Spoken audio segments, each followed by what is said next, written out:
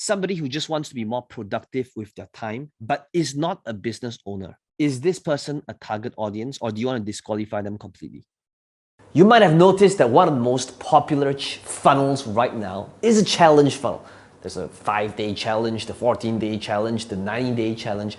And the truth is, challenges are great. Challenges are interesting. It makes your audience actually take action rather than just a course where they might get access to it and nothing happens. So the question is, what are the different elements that makes a great challenge so that your audience is taking action? It's a stretch for them, but at the same time, at the end of a challenge, they actually take action on your offer, whatever it is that you might have to offer at the end of it all. So today in this training, I'm going to be taking you behind the scenes to a recent coaching call that I did to walk you through what are the different elements that you might want to have when it comes to taking your challenge to a whole new level so that your audience is engaged, and also they would want to invest in whatever it is that you have to offer at the end of your challenge. Let's begin.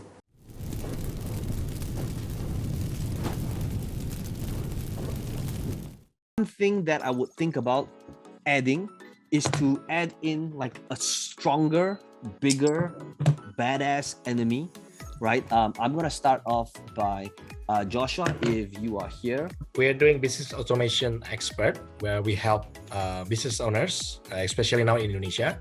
My market is now in Indonesia, and we're doing it in Indonesian language. We are helping them to build systems, processes, tools, and everything else to reduce their time in operational time in their business, and so they can be on vacation while on business on automation. I've been doing workshops, so I've done like a $17 seminar, and then I upsell it to a workshop.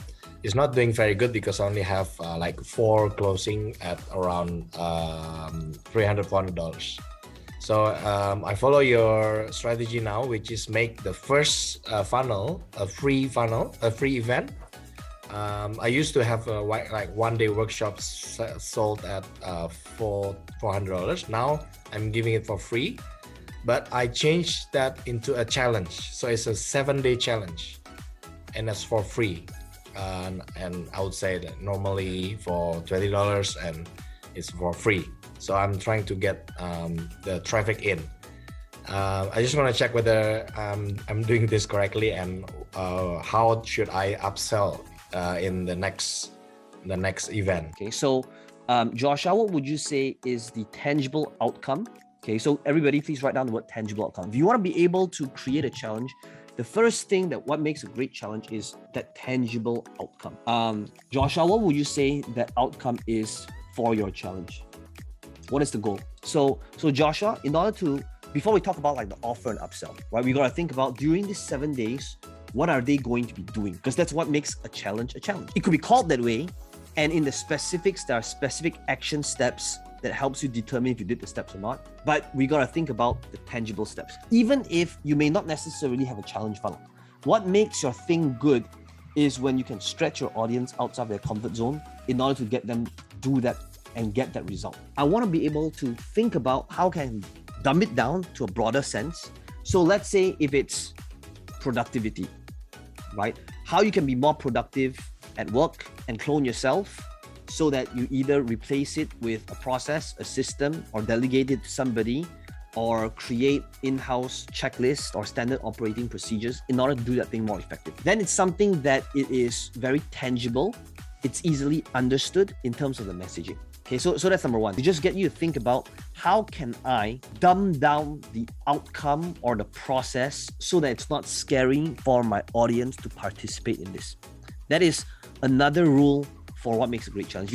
If you think about my challenge, right, videos challenge, I could have very easily said, the first video we're going to be doing is we're going to be creating a sales video together. And then after that, we're going to create a retargeting ad. And then the video after that is going to be an ad for a Dream 100 ad. Now, if you notice, if I utilize all these different terminology, even though it's good, and even though it could be the thing that I'm teaching them to do, it sort of becomes, it sounds very complicated. It sounds very intimidating because of the way and the technical jargons that's being mentioned. So what I would do is all these jargons, keep it for that next level. If you put this at the top of the funnel as a free challenge to the complete broad audience, you are going to lose a good majority of them. Okay, so number one is, what does this mean? Out of everything you talked about, try to keep it simple. So what makes a great challenge is when it is something that everybody can do. And I know that just by hearing this, it's like, would you say, okay, so I think the first question in order to determine my next answer is, if somebody is somebody who just wants to be more productive with their time, but is not a business owner, is this person a target audience, or do you want to disqualify them completely? The outcome needs to be realistic, where as long as they do the steps, there's a good chance they are going to get that outcome. So you and I know, if somebody is just starting network marketing, 900 leads in 5 days is an insane promise. Okay, most of the people, they're going to have like a 1% success completion rate. So for that reason, it's like it makes it tough as well, right? However, the outcome, if it's from coming from an angle of double your leads to join your network marketing opportunity. Now, once you identify your outcome, the next thing that we are going to be doing is, well, we got to think about, it is not about what happens during the challenge or how you sell the challenge. It is always about what happens when you deliver a challenge and people are engaged at the end of it. A 30-day challenge is not the right way to position it because it's technically more of the same. It should be positioned as the next thing, and I wouldn't call it a challenge, even though it might be a challenge. So let's say after the 7 days, the goal now is to be able to put this thing.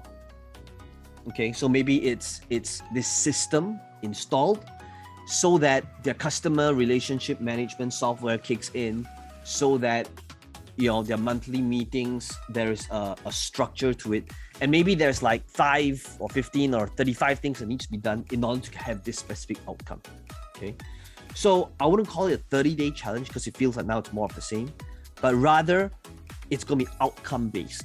So now that you have seen what you can accomplish in 7 days, can you imagine if you could fill in the blank result and have me coach you through that entire process to have that done, so that you'll be able to reduce your operational time, clone yourself in the business, eliminate wastage, improve team productivity and efficiency, and have systems and processes in place so that you can remove yourself from the low-level tactical and work on the business, not in it. So over the next 30 days, here's what we're going to be doing together. So, basically put together a clause that basically allows people to say yes without having to, resist basically, your offer.